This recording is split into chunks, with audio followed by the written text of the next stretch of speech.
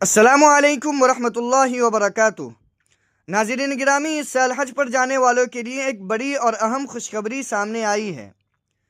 سعودی عرب میں حج committee of India نے حاجیوں کے لیے ایک نیا اور جدید قدم اٹھایا ہے، جس کا مقصد حاجیوں کو سہولت فراہم کرنا اور نظام کو شفاف بنانا ہے۔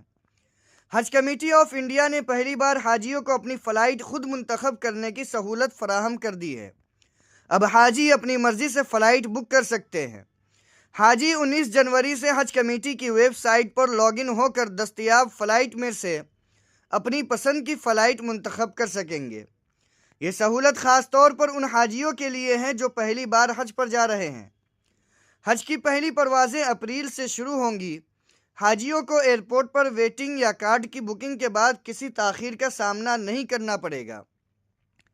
اس اقدام کا مقصد یہ ہے کہ حجاج کرام کو بہتر سہولت، وقت کی پابندی اور سفر میں آسانی فراہم کی جا سکے۔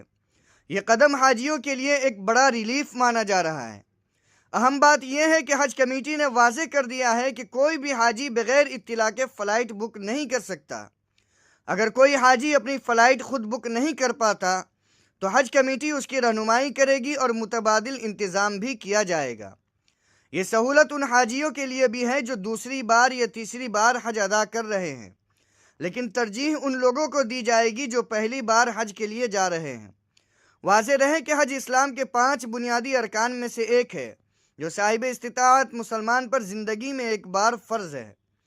حج کے دوران طواف کعبہ، سعی، وقوف عرفات، رمی جمرات اور قربانی جیسے اہم اعمال انجام دیے جاتے ہیں، اور یہ عبادت صبر، قربانی اور اتحاد کا عظیم پیغام دیتی ہے۔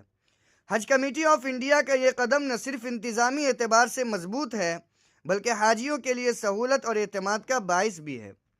آپ کی اس خبر پر کیا رائے ہیں کمنٹ میں ضرور دیجیے، اور ایسی ہی اہم خبروں کے لیے ہمارے چینل کو سبسکرائب اور فالو کیجیے۔